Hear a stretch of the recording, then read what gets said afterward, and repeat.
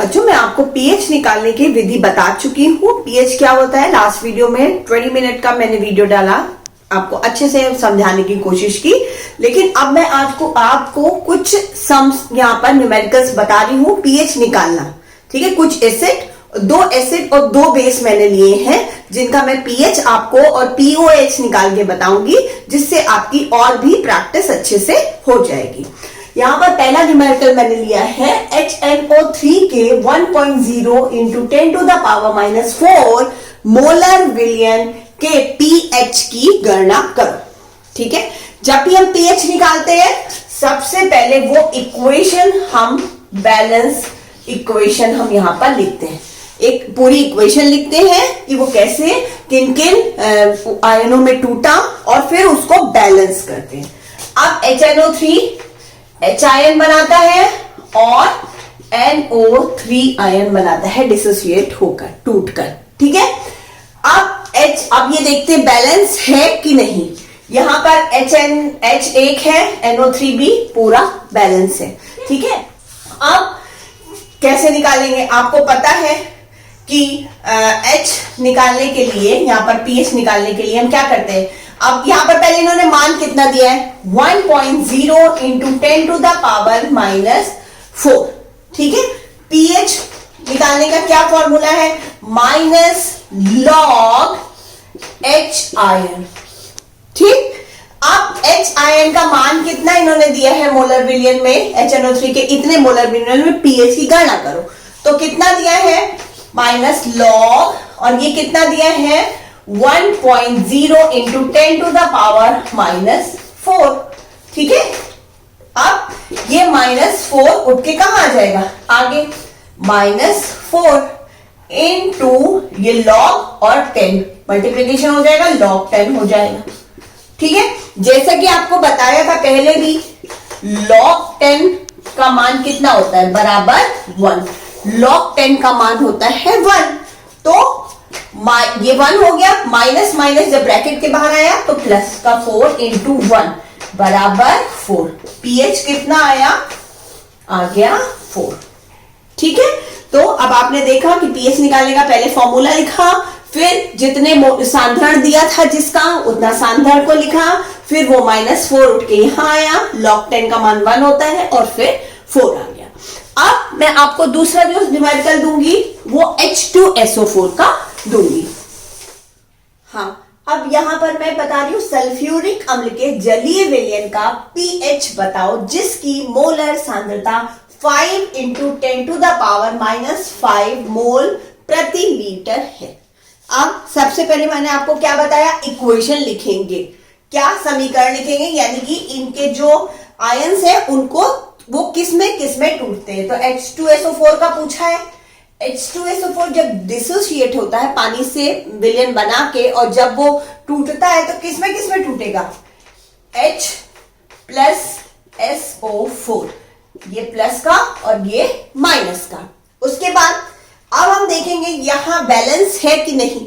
अब यहां H कितने हैं, 2। यहां H2SO4 का 1 मोल से हाइड्रोजन के कितने मोल हैं, 2।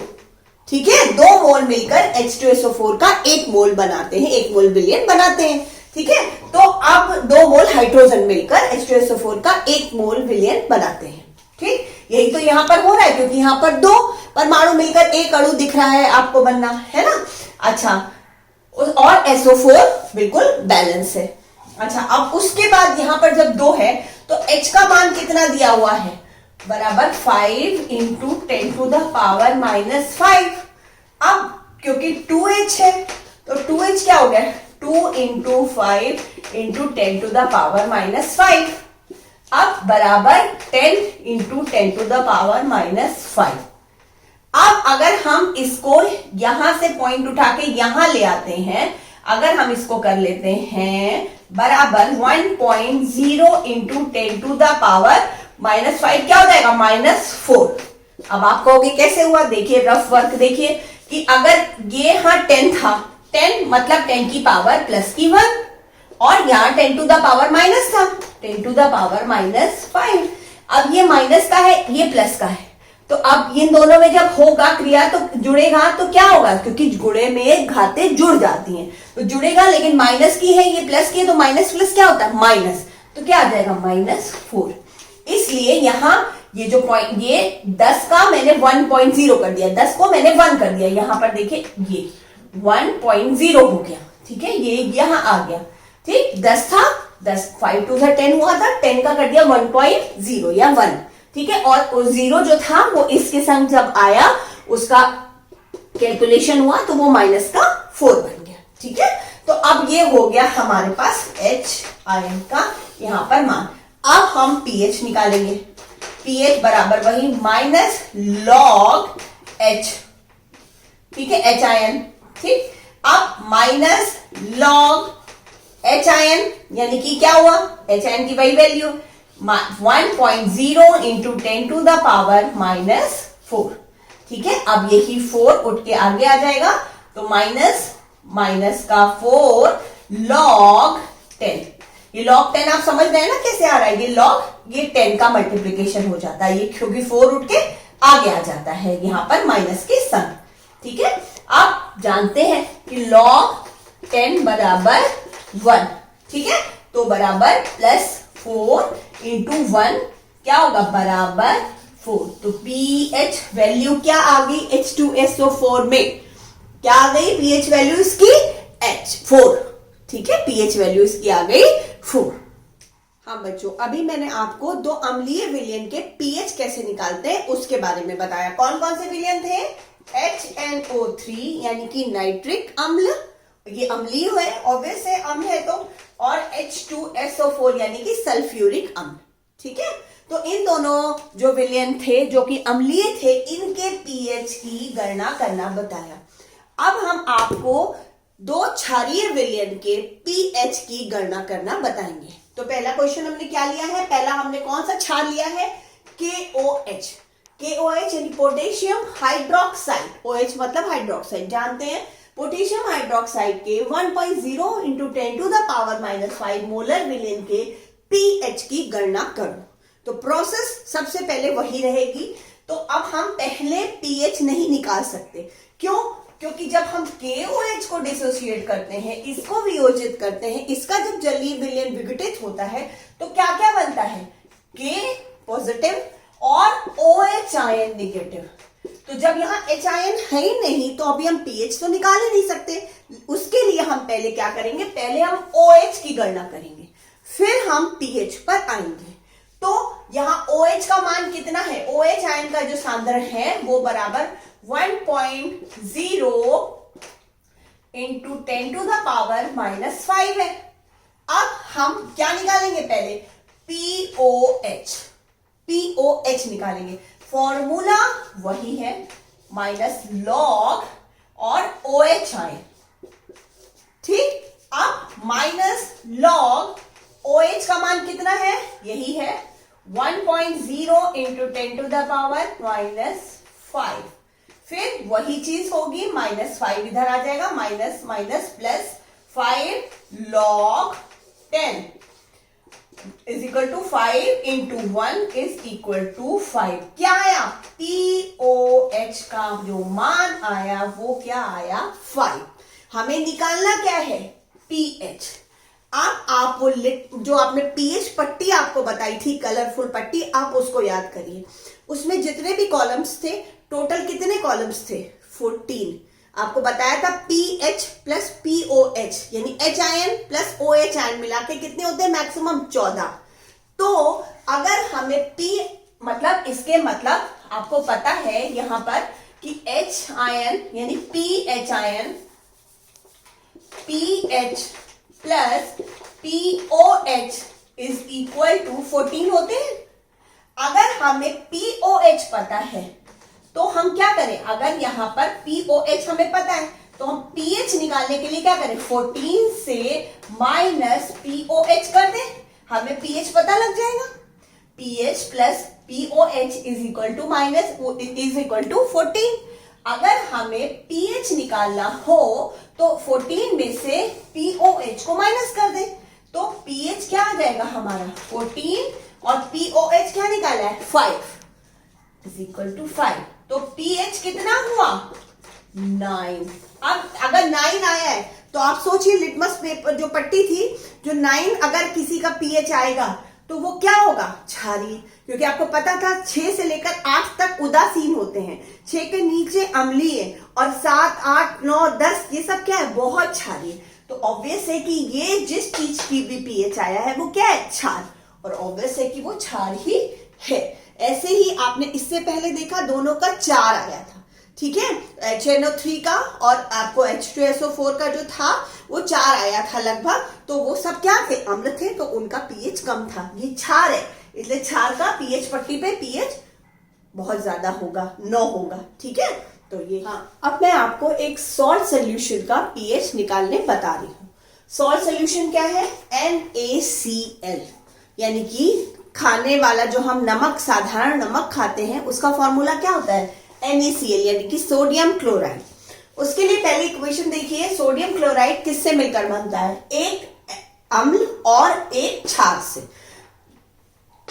अम्ल कौन सा क्षार NaOH सोडियम हाइड्रोक्साइड, और हाइड्रोक्लोरिक एसिड की जब क्रिया होती है तो क्या बनता है NaCl, यानी कि सोडियम क्लोराइड, जो कि एक उदासीनीकरण अभिक्रिया कहलाती है। और अगर उदासीनीकरण अभिक्रिया है तो आप जानते हैं कि पीएच पट्टी में जो बीच का है 6, 7, 8, यहां पर उदासीन जो लवण हैं वो तत्व लवण बनते हैं वो वहां पर उनका पीएच होता है। तो इसीलिए NaCl का जनरली जो पीएच होता है 7 होता है, क्योंकि ये एक उदासीन लवण है। क्यों? क्योंकि ये स्ट्रॉन्ग बेस और स्ट्रॉन्ग एसिड से मिलकर बनता है, ठीक है। स्ट्रॉन्ग यानी कि प्रबल अम्ल और प्रबल क्षार से मिलकर बनता है। वैसे जनरली NaCl का जो पीएच होता है वो 7 होता है, लेकिन अब यहां पर क्योंकि क्वेश्चन पूछा गया है कि 1.0 × 10⁻² मोलर के विलयन में पीएच बताओ, ठीक है। तो इस क्वेश्चन के अकॉर्डिंग अगर जब हम आंसर निकालेंगे, क्योंकि देखिए अब पूछा किसका गया है NaCl का, NaCl यानी कि क्षार के संग है NaOH, तो यहां पर हम पहले OH निकालेंगे, और ये किसकी सांद्रता है OH आयन की, क्योंकि NaOH यहां क्षार और HCl के संग मिलकर बनता है NaCl, ठीक है। तो Na किसके संग है OH के संग, यानी क्षार के संग। तो अब हम यहां पर ये जो है ये कौन से विलयन की सांद्रता है क्षारीय, यानी OH की, और कौन से आयन की सांद्रता है OH आयन की सांद्रता है। तो OH आयन की सांद्रता कितनी 1.0 × 10⁻²। अब वही पहले हम POH निकालेंगे, तो POH बराबर माइनस लॉग यहां पर OH आयन, ठीक है। तो बराबर वही हो जाएगा माइनस लॉग 1.0 × 10⁻²। आगे आ गया यहां पर माइनस और -2 इंटू लॉग 10 = +2 × 1 बराबर 2। तो क्या आया मान POH का जो मान आया वो क्या आया 2। अब जैसे आपको पता था कि जो पीएच पट्टी पे मैक्सिमम 14 होते हैं, तो आपको पता है कि पीएच प्लस POH = 14। तो अगर हमें पीएच चाहिए तो 14 माइनस क्या हो जाएगा POH, यानी POH जो कि 14 - 2, POH क्या है 2 = pH का मान जो आ गया वो आ गया 2। अब आप 2 नहीं 12, ठीक है, 14 - 2 = 12। तो आपको जैसे पता है कि साधारण नमक का अगर pH आपको बताना हो तो आप 7 बताएंगे, 7 होता है, क्योंकि ये एक उदासीन लवण है जो कि उदासीनीकरण क्रिया यानी अम्ल क्षार की क्रिया के फलस्वरूप बनता है। बट यहाँ पर क्वेश्चन के अकॉर्डिंग क्वेश्चन में जो सांद्रता बता दी गई है वो क्षार की अधिक बता दी गई है, यानी क्षार की सांद्रता यहाँ पर बताई गई है 1.0 × 10⁻²। इसलिए उसके अकॉर्डिंग जब हम निकालेंगे तो यहाँ पीएच का जो मान आएगा वो 12 आएगा, यानी बहुत ज्यादा क्षारीय है। यहाँ पर इस विलयन में जो NaCl के मोलर विलयन की जो सांद्रता है वो बहुत ज्यादा यहाँ पर ये क्षारीय शो हो रही, क्योंकि 12 है। मैक्सिमम पट्टी में कितने नंबर्स होते हैं? 14। ठीक है, यहां पर 12 है। अब मैं आपको एक टेबल पिक्चर आपके इस वीडियो में डाल दूंगी, जिससे आपको बहुत सारी चीजों के पीएच आपको पता लग जाएंगे। उसमें पीएच मैं डाल दूंगी, जो कि एग्जाम में कभी कभी डायरेक्टली भी पूछ लिया जाता है कि नमक का पीएच बताइए और रक्त का पीएच बताइए, दूध का पीएच बताइए। वो मैं एक टेबल बना के आपको डाल दूंगी।